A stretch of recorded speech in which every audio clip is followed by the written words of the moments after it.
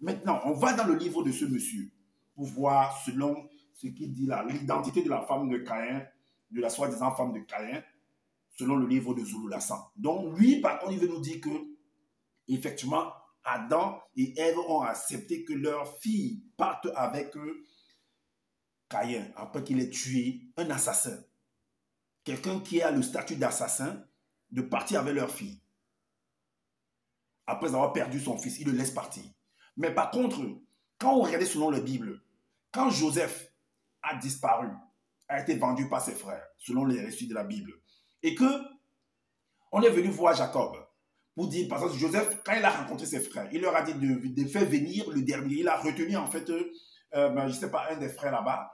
Il leur a demandé d'aller prendre le dernier dont son frère, le cadet, le dernier de la famille, de le ramener, qui veut le voir.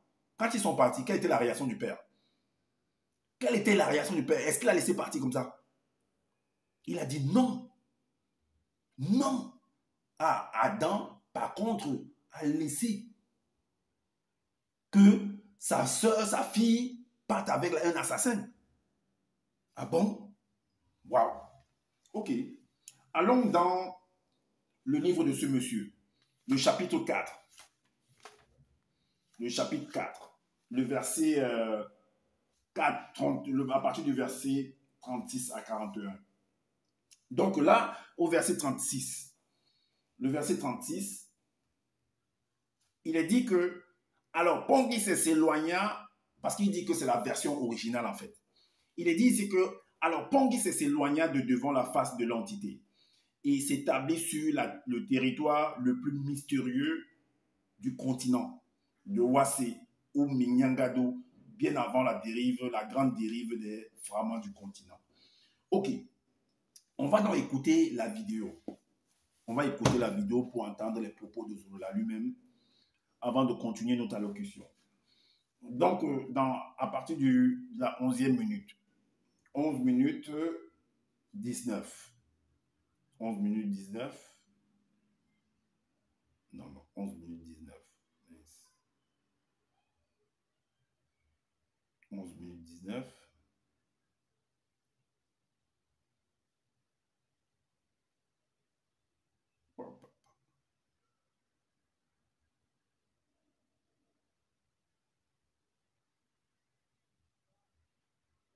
Ok, on va écouter Zululla. Parce que Caïn l'a tué. Maintenant, on va aller dans la seule version. Ok. Livre de la vérité, Kalatambalé, la Bible authentique. Pas d'erreur, pas de contradiction, pas de confusion. Okay. On vous révèle réellement l'identité de la femme de Caïn. Comment elle s'appelait. Origine, chapitre 4, au verset 36 à 41. Alors, Ponguissé, vous devez d'abord savoir que le vrai nom du fils de Moto, donc c'est Ponguissé. Ponguissé. Et dans les Bibles actuelles classiques, ils ont modifié son histoire. Ils lui ont donné le nom de Caïn. Ils l'ont fait passer pour quelqu'un de méchant, pour quelqu'un de mauvais. Et pourtant, Caïn, on sait que Caïn, en tuant son frère, il voulait accomplir une sorte de justice qui, on va dire, que les pseudos enseignants ne peuvent pas pénétrer. Ok, Zululla nous dit en fait que dans les Bibles classiques, que certains enseignants, ces personnes qui sont venues rédiger les Bibles, on a voulu étiqueter en fait Caïn de méchant, de mauvaises personnes. Et par contre, Caïn, en fait, selon Zululla, en fait, selon le récit de Zululla, le livre de la vérité, Caïn, c'est une bonne personne. Je ne sais pas si vous, dans votre village, dans votre pays, quelqu'un qui commet un fratricide est considéré comme une bonne personne, en fait. Donc, c'est ce que Zululla veut nous faire comprendre, que quelqu'un qui commet un fratricide, quelqu'un qui tue son frère, est considéré comme une bonne personne. Mais les gens veulent salir Caïn, en fait, que c'est pas parce que... En fait, si Caïn a voulu tuer son frère, c'est parce qu'il a voulu accomplir, en fait, une certaine justice. Donc, en fait, Caïn n'est pas une mauvaise personne. C'est ce que Zululla veut nous faire comprendre, que Caïn n'est pas une mauvaise personne. Donc, c'est normal qu'il puisse tuer son frère. Ah oui, c'est ce que Zululla vient de dire, vous-même, vous venez de l'entendre. Ok, on va aller, en fait, on a lu, en fait, le verset 36. Le verset 36... On vient de lire là le verset 36. Donc le verset 36 qui nous dit que à l'époque il s'est éloigné de la face, on a lu. Ok, on va entrer, il s'est éloigné de la face. On va aller dans le mystère caché du monde mystique. Qui s'est éloigné de la face. Il a dit quoi? Que Pongui s'est éloigné de la face. Pongui s'est éloigné du territoire. Là, il s'est éloigné en fait du territoire le plus mystérieux du continent. Est-ce que vous comprenez? Mais par contre, dans le chapitre 22 du mystère caché du monde mystique, au verset 5, il est dit que le continent là, lui il appelle, lorsqu'il ouvrit les yeux, son premier regard posé sur l'Éden, ce n'est pas continent, mais c'est le monde, entre parenthèses le monde. Mais le monde là c'est quoi? C'est le continent, c'est l'Afrique centrale, c'est l'Afrique, c'est ça le monde. Et ailleurs c'est quoi? C'est pas le monde. Ok, le verset 10, au lieu de continent, puisqu'il dit le continent, il s'éloigna du territoire le plus mystérieux du continent de Ouassi, que lui il appelle en fait le jardin d'Éden. Alors, donc le verset 10 dans le mystère caché du monde mystique, dans le chapitre 22, il est dit que, au verset 10, il est dit que le sanctuaire de Moto, c'est-à-dire jardin d'Éden, lui il l'appelle sanctuaire, donc c'est le jardin d'Éden. Et le verset 11 dit l'Éden, Afrique centrale. Donc, en fait, c'est éloigné en fait de l'Afrique centrale, si on veut comprendre à la fin. Donc, Zola, Caïn s'est éloigné de l'Afrique centrale pour aller dans un territoire mystérieux, c'est ça. Et ce territoire mystérieux, c'est quoi? Vraiment. Ok. Maintenant, on va écouter encore la vidéo. On va encore écouter la vidéo à partir de la 12e minute. 12-10. On va écouter ce monsieur. Dans Origine, chapitre 4, verset 36 à 41, il est dit, alors, Caïn s'éloigna de devant la face du Moutakedi et s'établit sur le territoire le plus mystérieux du continent de Ouassé ou Nyangadou, bien avant la grande dérive des fragments du continent. Donc, ça veut dire que Caïn était aussi dans le jardin d'Éden, avec son papa, ses parents, tout ça et tout. Donc, on l'a éloigné. Donc, il s'est éloigné pour le mettre dans le territoire le plus mystérieux. C'est où ça? Vraiment. Écoutons. Ici, c'est une telle précision qu'on vous apprend que Caïn, après le maître de son frère, après que Moutakedi s'est éloigné. Voilà. Donc, qui s'est éloigné? Il parle que c'est avec une telle précision. Voilà, voilà son style de précision là-bas. Ok, on va aller au chapitre 37. On va aller au verset 37. Là, le fratricide est-il, je pose la question de savoir si le fratricide en fait est une pathologie qui engendre en fait l'inceste. Si, parce qu'il dit que là au verset 37, on lit, il dit, mais avant de se retirer du territoire familial, Pongui éprouvait de l'attirance. Avant de s'éloigner du territoire familial, que lui appelle le jardin d'Éden, comme si ailleurs, ce n'est pas le jardin d'Éden, comme si ce qui est opposé au jardin d'Éden n'est pas l'Éden. Bon, c'est sa seule qu'il connaît, puisque c'est lui le seul enseignant. Donc, Pongou éprouvait de l'attirance sexuelle et de l'amour envers l'une de ses sœurs, comme connu sous le nom de Ngodiba. À cause dont il a eu de l'attirance sexuelle et de l'amour envers sa sœur à cause de sa faute. Donc c'est sa faute en fait qui a généré, en fait, qui a engendré en fait cette attirance sexuelle-là. Donc ça veut dire que chaque fois que tu vas commettre un fratricide, en fait, je ne sais pas si vous connaissez des personnes qui ont commis en fait un fratricide, si cela a engendré en fait une telle pathologie, une telle on va dire conséquence en fait. Donc quand tu tues ton frère, ça engendre en fait l'inceste en fait, je sais pas. Dites-moi en commentaire qu'est-ce que vous en pensez par rapport à ça. Donc connu sous le nom de Ngodiba à cause de sa faute qui donna par ailleurs naissance à l'inceste. Donc c'est parce qu'il a commis l'infratricide que ça a donné naissance à l'inceste. C'est ce que vous l'avez nous faire comprendre. Donc c'est pourquoi je demandais si le fratricide est une maladie qui engendre en fait l'inceste. Ok, le verset 38.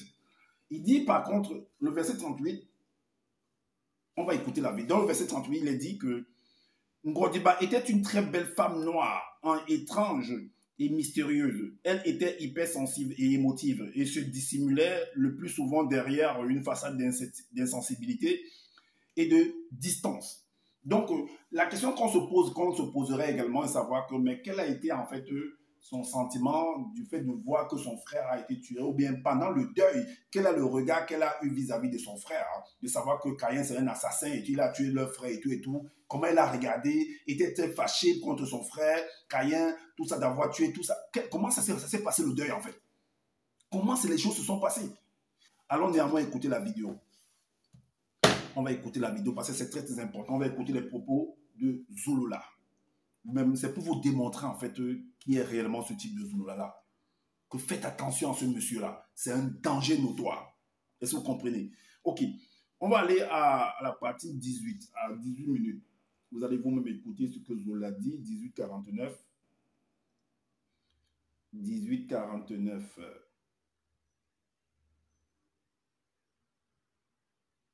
Ok. Écoutons Zouloula. Qui va devenir plus tard sa femme. Et on va vous expliquer pourquoi elle devient la femme de son frère. Quoique, leur union va manifester plus tard ce qu'on va appeler l'inceste.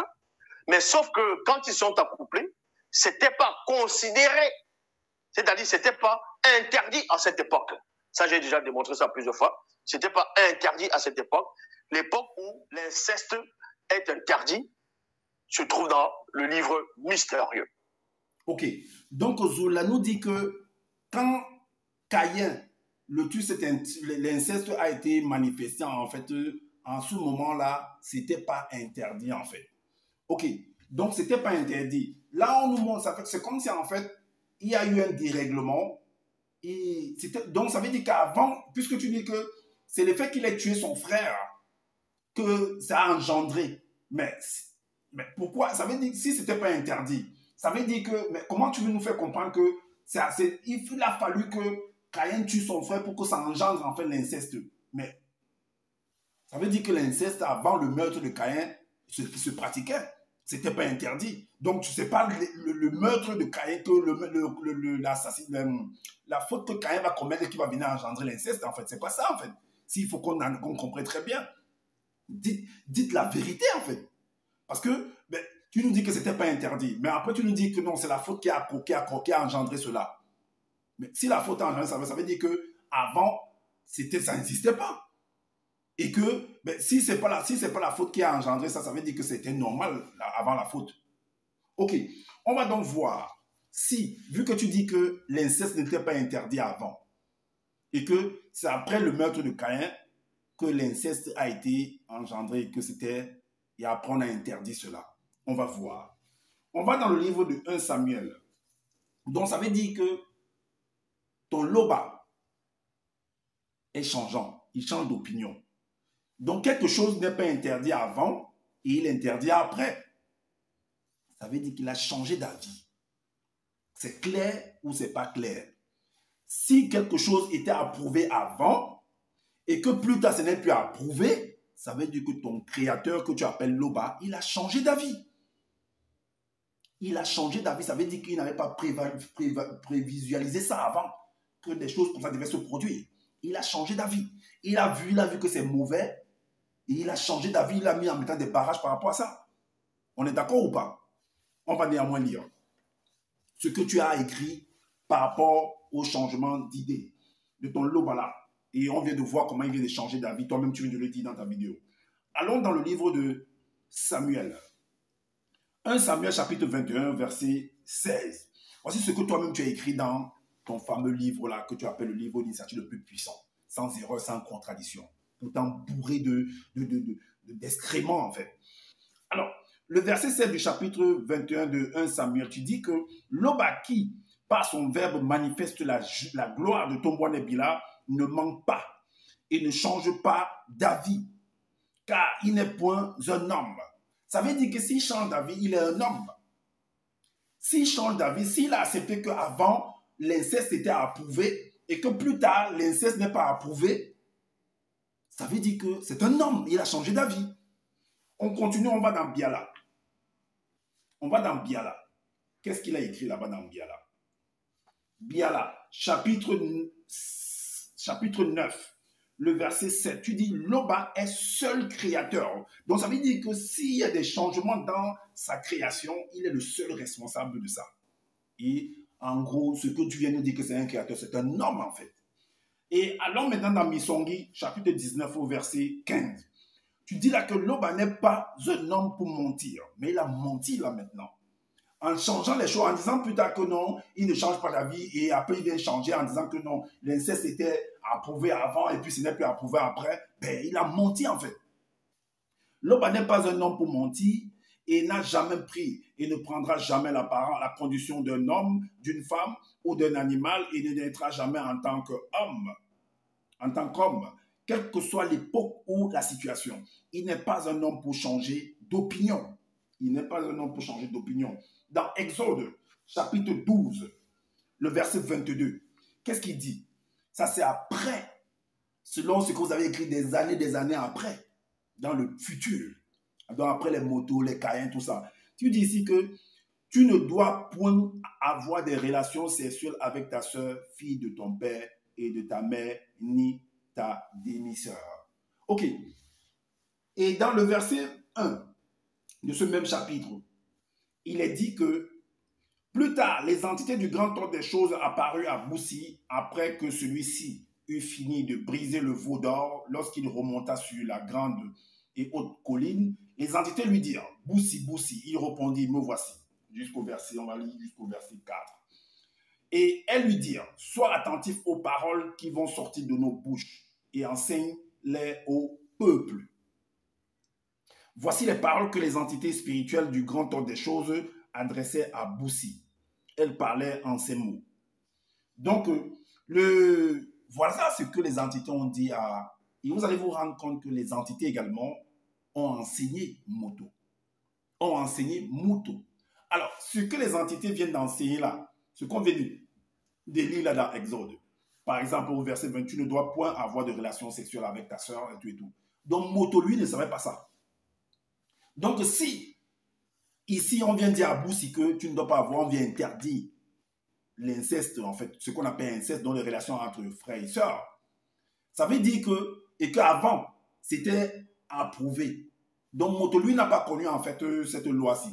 Ou alors, Moto a connu cette loi-ci et vous ne nous avez pas dit. Ou alors, Moto n'a pas connu et plutôt on a changé, en fait. Puisque c'était approuvé avant, autant de Moto, et autant de Boussi, ce n'est plus approuvé. Il y a changement là. C'est facile à comprendre, en fait. Il y a un changement là dont on Loba, en fait, a changé d'avis, a changé d'opinion, en fait. Ok.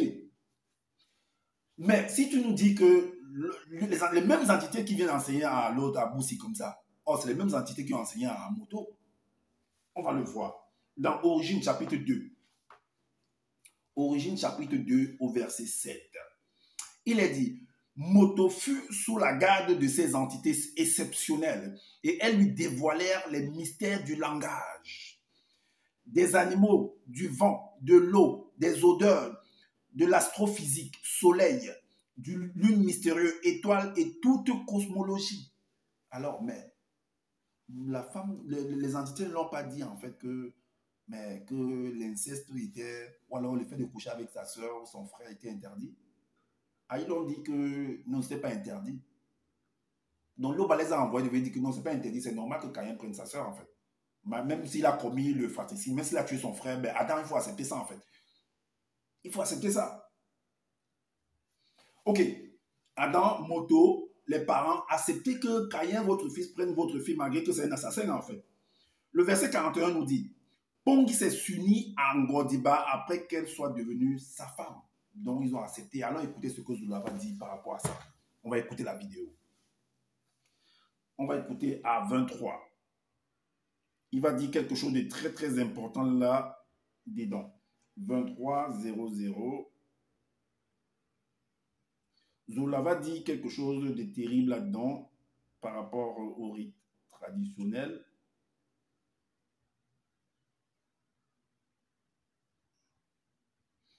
Par rapport au rite traditionnel, vous allez écouter ce que Zulava dit. C'est très terrible, hein? Ce que Zulava dit. Ouh là là.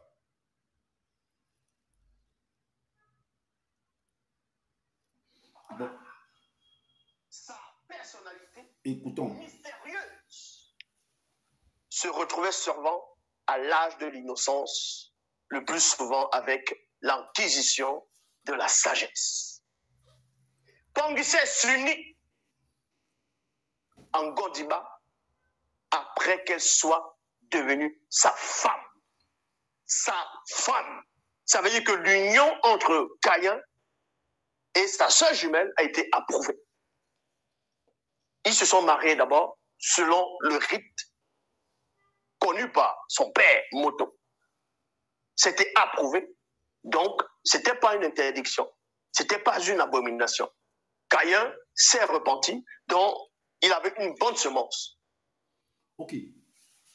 Zoula vient de préciser un truc là, que Caïn s'est uni à son frère selon le rite. Donc ça a été approuvé par son père. Mais c'est ce qu'on appelle les rites traditionnels. Ça veut dire que son père a béni, les parents ont béni en fait leur union. Ils ont approuvé leur union. Que même si par la suite, parce que l'entité a approuvé que nous, il vas-y avec l'enfant et tout, peut-être on va dire spirituellement, mais traditionnellement, Caïn et Moto et Moto ont approuvé cela. Mais vous-même, dites-moi, vous êtes des parents, vous êtes un père, vous êtes une mère. Donc, l'un de vos fils va venir tuer un de vos fils également, et en partant, il va vouloir, si vous avez des filles, il va vouloir prendre votre fille, sa sœur qui est votre fille, pour l'épouser. Vous allez faire les rites traditionnels pour unir ces deux-là et laisser votre fille partir avec cet homme qui a tué. Mais je ne sais pas, pendant le deuil, les pleurs, les pensées, tout ce déchirement qu'il y a eu, le regard que vous avez vis-à-vis de votre fils qui vient de commettre l'assassinat, le meurtre de fratricide, tout ça et tout. Mais vous n'expliquez pas ça. Et Moto approuve ça, il bénit Adam et Caïn, il dit va avec ta sœur, va vivre avec elle. Ah bon? Donc tu pratiques même le rite traditionnel pour unir les deux. C'est ça qu'on doit accepter. Ah bon? En tout cas, moi, je m'arrête là. C'est ce que j'avais à vous présenter. Afin que vous puissiez voir qui est ce personnage de Zoula, qui vient donner en fait des leçons aux gens en critiquant les autres, comme il a critiqué Gédéon, en croyant que lui, il est à exclure. Pourtant, ils sont tous pareils. Est-ce que vous comprenez? Donc, de la même manière que tu dis que Gédéon est de la tchétchouva, du n'importe quoi, qui ne sait pas lire, qui doit rentrer à l'école, c'est comme ça que toi-même, tu dois rentrer à l'école. Tu ne sais pas rédiger, tu vas aller copier les œuvres des autres qui ne viennent pas de toi, et voilà. Tu viens raconter du n'importe quoi, tu ne connais même pas qu'entre opposé et vis-à-vis, il n'y a pas de différence en fait, que c'est la même chose. Tu ne sais pas ça. Donc voilà ce que j'avais à vous présenter. Donc